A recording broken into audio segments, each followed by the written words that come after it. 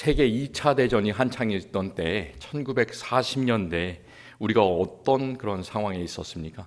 우리나라가 일제 식민지 치하에 있었죠. 그때 박목월이라는 시인이 있었는데요. 이 시인이 나그네라는 제목의 시를 썼습니다. 그 시의 내용이 이렇습니다.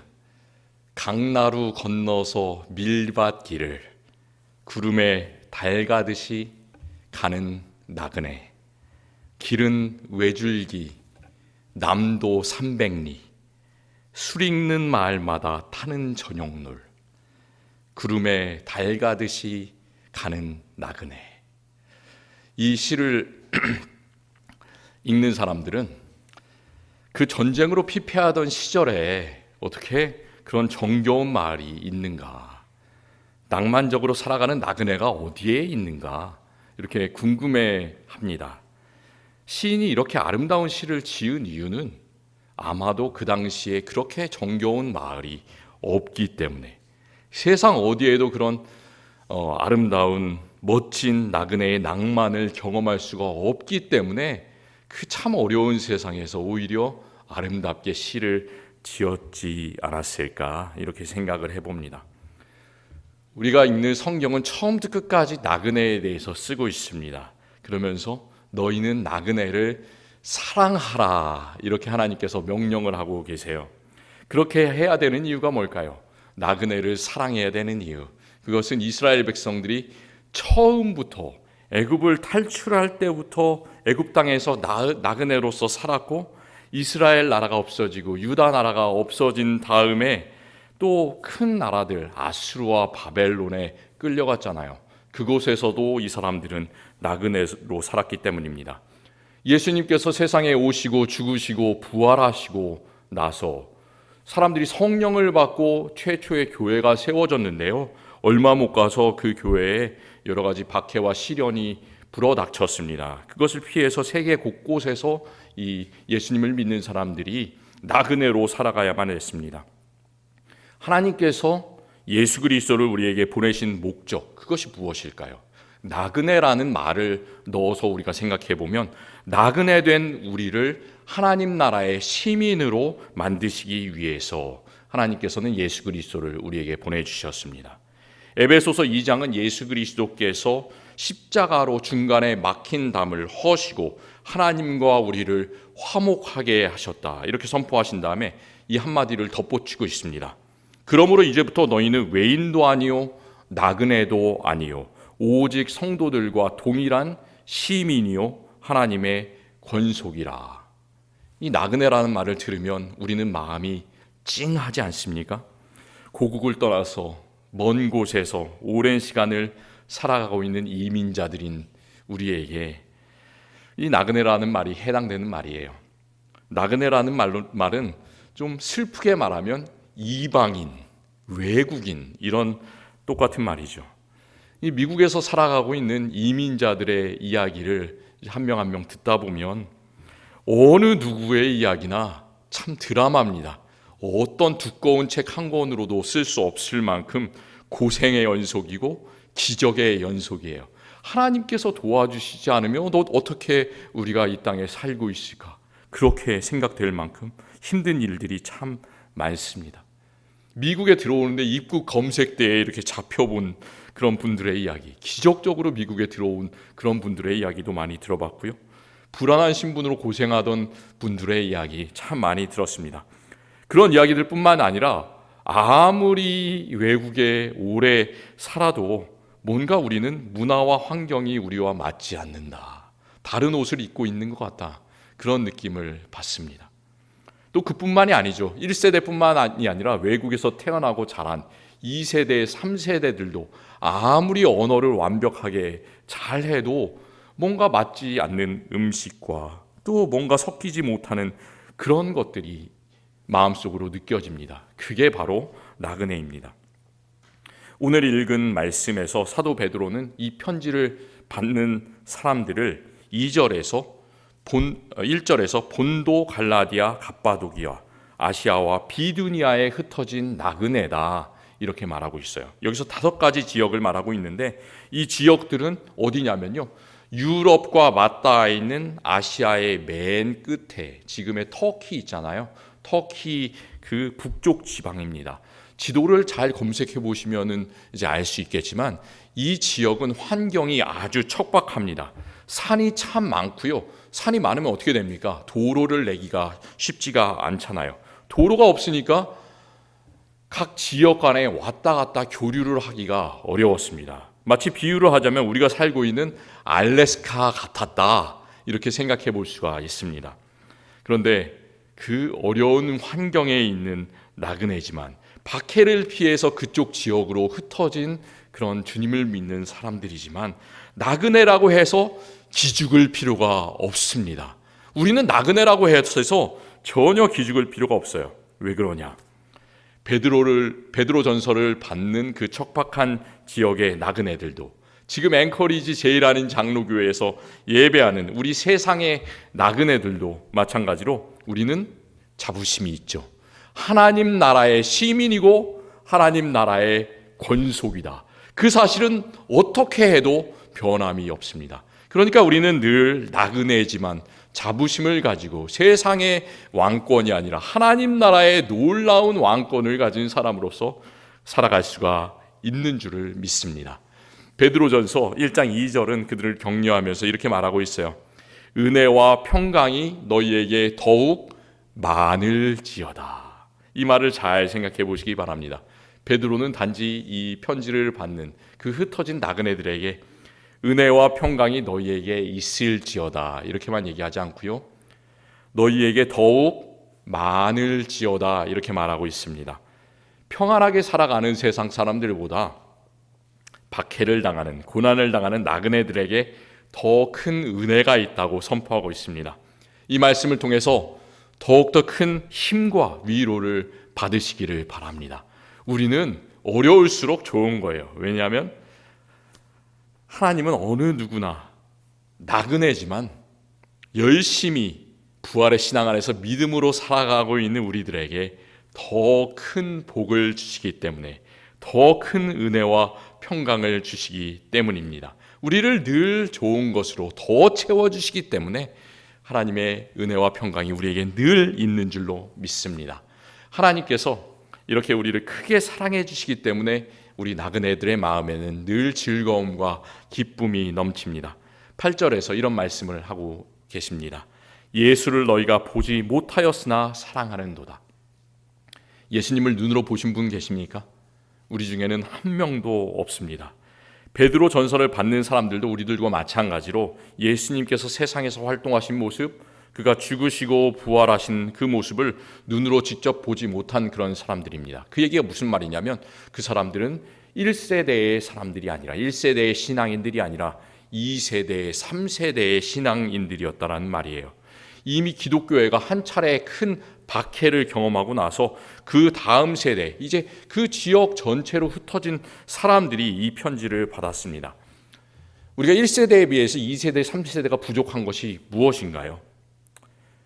한국말도 잘 못하고, 그것은 당연한 거죠. 그리고 뭔가 다음 세대들은 우리가 직접 경험했던 것보다 약해질 수밖에 없어요. 전쟁을 경험한 세대들에 비해서 전쟁을 경험하지 않은 다음 세대들은 뭐가 약해집니까? 애국심이 약해지잖아요. 그리고 국방의 의무를 다해야 되겠다, 이런 마음도 점차 약해지지 않습니까? 마찬가지로 예수님을 직접 보고 성령을 받은 그 초대교회 성도들과 비교해 봤을 때 다음 세대 사람들은 믿음도 점점 약해지고 또 교회 공동체를 지켜가야 되겠다는 그런 마음도 약해질 수밖에 없습니다. 박해가 다가올 때 박해에 굴복하고 유혹에 굴복할 수밖에 없는 사람들이 다음 세대들입니다.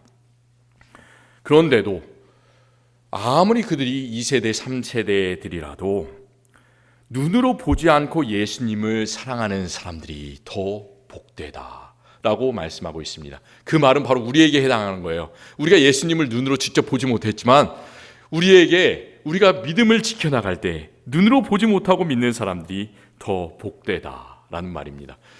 우리는 예수님께서 부활하신 다음에 도마에게 찾아오신 그 얘기를 기억합니다. 다른 사람들에게, 다른 제자들 앞에는 예수님께서 오셔서 평강을 선포하시고 직접 보여주셨는데 그 자리에 제자 도마는 있지 않았습니다. 도마는 이렇게 얘기해요.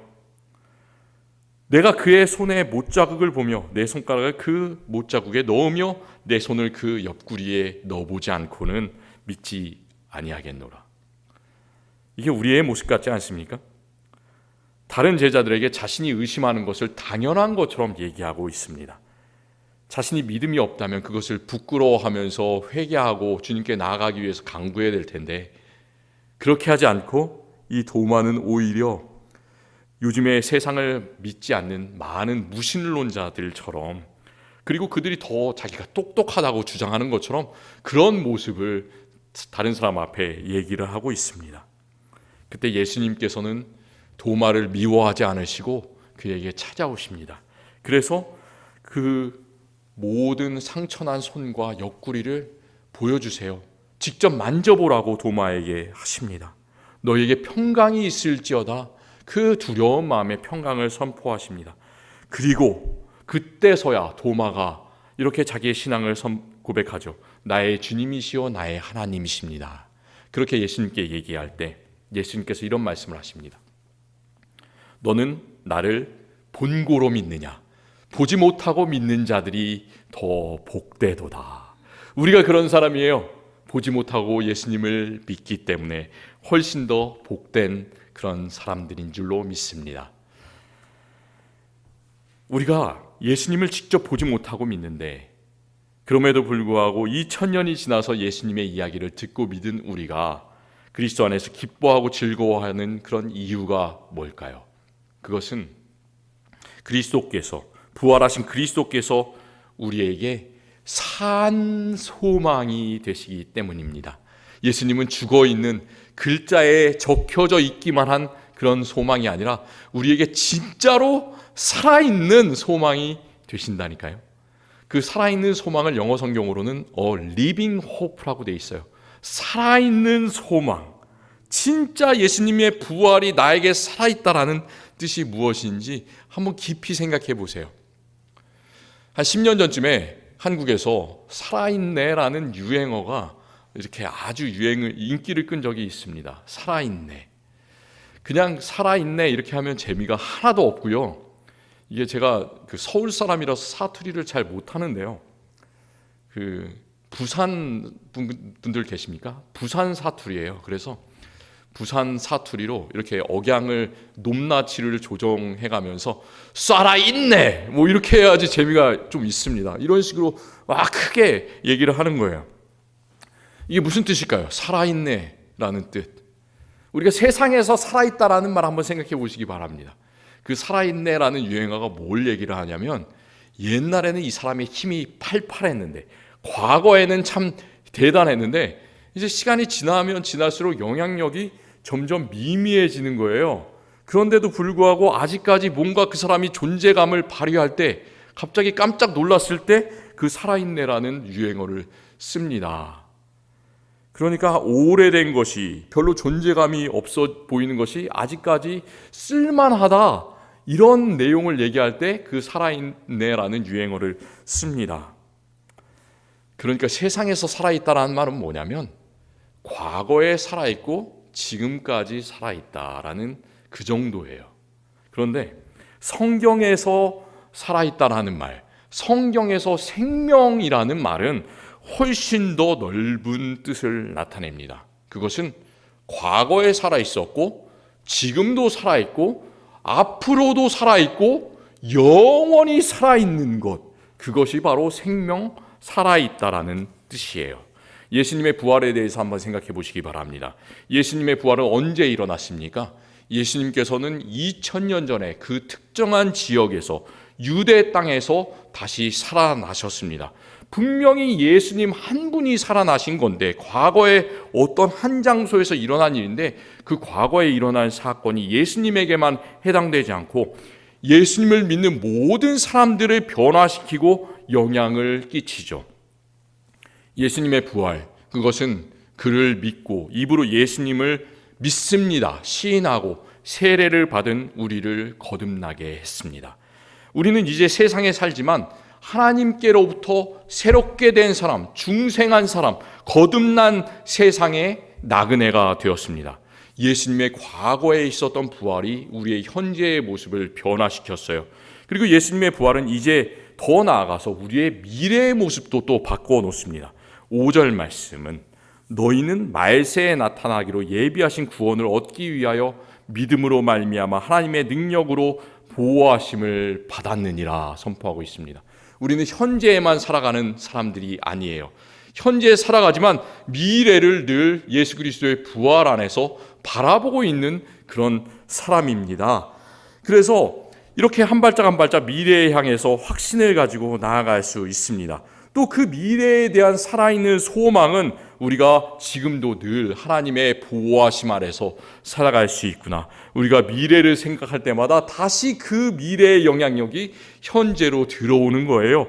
과거, 현재, 미래가 왔다 갔다 하면서 우리를 더욱더 굳건하게 하고 세워가고 우리가 있는 모든 곳을 바꿔가는 것, 그것이 바로 예수 그리스도 안에서 부활의 산 소망인 줄로 믿습니다. 우리는 그 소망을 가진 사람들입니다. 과거에 일어났던 부활 때문에 모든 미래, 현재, 과거의 모든 삶이 아름답게 복되게 바뀝니다. 그리고 그 모든 시간을 아우르는 부활의 기쁨이 우리 안에서 꽃을 피우면서 우리는 어디를 향해 나갑니까? 9절 말씀처럼 믿음의 결국 곧 영혼의 구원을 받음이라. 영혼의 구원을 향해서 나뿐만이 아니라 우리 주변에 있는 모든 사람들이 예수님을 만나고 하늘나라에 갈 수 있도록 영혼을 구원하기 위해서 살아가는 사람들, 그 사람들이 바로 우리들이죠. 우리는 참 바쁩니다. 바쁘다 보면 우리가 현재 순간에만 사로잡힐 때가 많이 있어요. 지금 우리가 닥친 어려움을 해결하려고 지금 이 순간에만 매몰되면 잘 해결이 안 돼요. 우리가 그때 어떻게 해야 될까요? 우리가 참 지금 어려운 일을 내가 겪고 있다. 그럴 때 우리가 가장 해야 되는 첫 번째 일은 무엇보다 하나님께 기도하는 일입니다.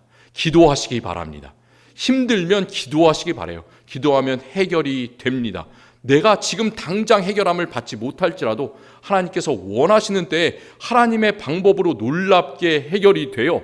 그것을 저는 한 번, 두 번 경험을 했어요. 한 번, 두 번 경험을 하고 그것을 마음속에 새기니까 그것들이 또 영양분이 됩니다. 하나님께서 나를 과거에 이렇게 도와주셨지. 그것을 기억할 때마다 또 미래에 똑같은 더 놀라운 일들이 일어남을 믿습니다. 그렇기 때문에 우리는 100번이고 1000번이고 10,000번이고 기도 응답을 받는 조지물러가 5만 번 기도 응답을 받으면서 살았다고 그러잖아요. 그런 사람들이 바로 우리들이에요. 기도할 때 우리가 생각해야 되는 것, 그것이 뭐냐면 우리가 물론 하나님께 지금 참 어렵습니다. 지금 당장 이런 어려움 당하고 있으니까 해결해 주십시오. 그것도 중요하지만 기도의 다른 방법은 이런 거예요. 한 발짝 당하는 어려움에 뒤로 물러나서 하나님께서 지금까지 주셨던, 나에게 주셨던 모든 은혜를 감사함으로 생각하면서 받아들이는 거예요. 하나님, 나에게 주신 이런 것도 감사합니다. 이런 것도 감사합니다. 예수 그리스도의 부활을 주시니 감사합니다. 그 감사의 제목들을 하나님께 드리다 보면 나도 모르게 지금을 이겨나갈 수 있는 힘이 생기는 줄로 믿습니다. 하나님의 은혜의 울타리 안으로 들어가다 보면 하나님의 놀라운 성령께서 우리의 마음을 채워주시는 것을 우리도 경험하게 되는 줄로 믿습니다. 우리는 그런 사람이에요. 저도 마찬가지로 목사가 참 어려움을 겪는 게 있습니다. 어떤 거냐면 말씀을 늘 준비를 해야 되는데 오늘같이 이렇게 베드로전서 1장을 읽고 베드로전서 전체를 읽고 베드로 후서까지 읽고 여러 번 읽고 또 그 다른 학자들이 성경 본문에 대해서 연구해 놓는 여러 가지 주석책도 읽고 그래도 강단에서 전해야 될 것이 잘 떠오르지 않고 설교를 준비하지 못할 때가 참 많이 있습니다. 그럴 때 억지로 설교를 쓰고 만들어내는 것보다 더 좋은 것이 있는데요. 기도를 하고 밖에 나가서 하나님께서 만드신 세상을 보면 나도 모르게 하나님께서 주시는 영감이 떠오를 때가 있습니다. 요즘 이렇게 봄 바람이 참 좋지 않습니까? 저 멀리 산을 보고 하늘을 보면 요즘에 철새가 다시 알래스카로 날아들어요. 그 철새 날아가는 것들을 한번 보시기 바래요. 사람들은 그렇게 질서를 맞춰서 갈 수가 없는데 그 철새는 V자를 형성하면서 방향을 바꿀 때도 질서를 맞춰서 또다시 대형을 유지하면서 나아가잖아요. 우리 사람은 그렇게 할 수가 없는데 하나님께서는 그 새 안에 아주 미련하지만 그런 놀라운 하나님의 질서를 주셨어요. 그걸 바라볼 때마다 와, 하나님께서 이렇게 놀랍게 세상을 만드시고 피조물을 만드셨구나. 우리는 그것을 경험하면서 감사하게 됩니다. 요즘에 눈이 참 빨리 녹지 않습니까? 그 눈이 녹을 때 눈을 잘 바라보세요. 그러면 눈이 반짝반짝 그 태양빛에 반사되면서 빛나는 것을 우리가 볼 수가 있어요. 그게 아무것도 아닌 것 같더라도 그 눈이 녹는 그 반짝거리는 그 빛을 볼 때, 야, 이게 참 보석 같구나. 우리를 위해서 하나님께서 준비해 놓으신 하늘나라의 보호자가, 하늘나라의 우리의 거처가, 유업이 얼마나 반짝거리면서 빛이 날까? 이런 것을 생각해 보시면서 그 눈이 녹는 그 빛을 바라보시기를 바랍니다. 그리고 하나님께 감사를 전하시기를 바랍니다. 그런 부활의 소망을 가지고 감사의 마음을 가지고 살아가는 우리들에게 하나님께서는 우리를 더 큰 부활의 소망으로, 산 소망으로 채워주시는 줄을 믿습니다. 성경에서 가장 힘든 나그네의 삶을 살았던 사람이 누구일까요? 그 사람이 자기가 나그네였다라고 얘기하는 사람이 있어요. 그 사람이 야곱입니다. 야곱의 생애를 한번 돌아보시면 참 어렵게 살았어요. 그는 수십 년을 외삼촌 라반의 집에서 양을 치는, 아무런 보수도 못 받고 양을 치는 그 양치기 종으로 살았고요. 형 에서의 복수를 두려워하면서 도망치는 도망자의 신세로 살았습니다. 아들 요셉을 잃었어요. 그 잃은 슬픔을 몇십 년 동안 다른 사람한테 얘기도 못하면서 감추면서 결국 그 모든 고통을 가지고 130년이나 살았습니다. 긴 시간을 살았지만 다른 사람의 눈으로 봤을 때, 또 자기의 그 마음의 여러 가지 트라우마를 생각해 볼 때 그 삶은 별로 행복한 삶이 아니죠. 그가 후에 애굽 왕 바로 앞에 섰습니다. 그래서 이제 왕이 야곱에게 이렇게 묻습니다. 내 나이가 얼마냐? 이렇게 물었을 때 자기의 얘기를 짧게 합니다. 야곱이 대답해요. 내 나그네 길의 세월이 130년입니다. 내 나이가 얼마 못 되니 우리 조상의 나그네 길에 비할 때 그 연조에 미치지 못하지만 험악한 세월을 살았습니다. 우리의 삶 돌아보면 험악하지 않습니까? 그 험악한 세월 속에서도 그가 믿음을 잃지 않고 살아가게 했던 힘, 그게 무엇일까요? 어떻게 그는 130년을 흐트러지지 않고 주님의 뜻을 따라서 살아갈 수가 있었을까요? 그것은 바로 베델의 기도의 힘이었습니다.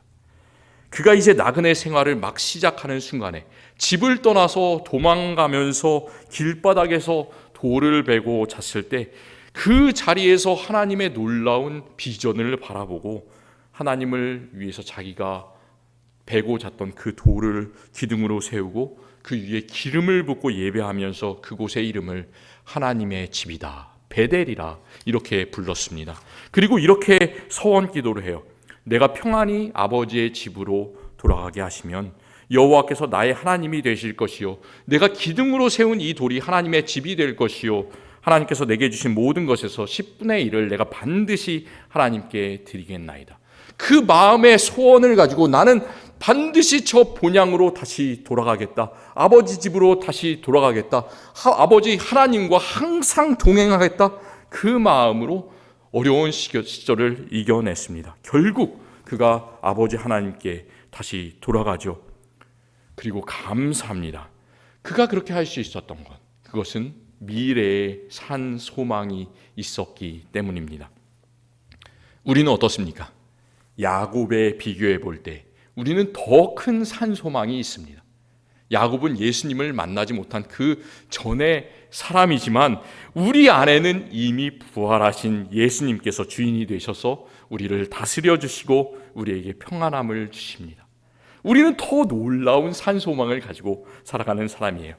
지금은 우리가 나그네 길을 살아가지만, 어려운 길을 살아가지만 예수님과 함께 가는 우리들, 그는 박목월 시인의 얘기를 빌자면 타는 저녁노을 속에서도 부활의 산 소망을 발견하면서 구름에 달 가듯이 하늘나라를 향해서 예수님과 함께 가는 나그네인 줄로 믿습니다. 기도하겠습니다. 하나님, 우리에게 이 땅에서 생명을 주시고 어려운 시절 가운데서도 예수 그리스도와 함께 한 발 한 발 뚜벅뚜벅 좁은 길로 나아갈 수 있도록 하시니 감사합니다. 이 세상에서는 나그네지만 저 천국에서는 하나님께서 우리를 위해서 예비하신 놀라운 유업이 있는 줄로 믿습니다. 예수님께서 우리를 위해서 죄와 사망을 이기시고 부활하셨으니 우리도 미래에 우리의 몸이 변화되고 부활해서 천국에 올라갈 것을 믿습니다. 우리의 마음에 늘 큰 기쁨과 즐거움과 산 소망으로 채워 주시옵소서. 예수 그리스도의 이름으로 기도드립니다. 아멘.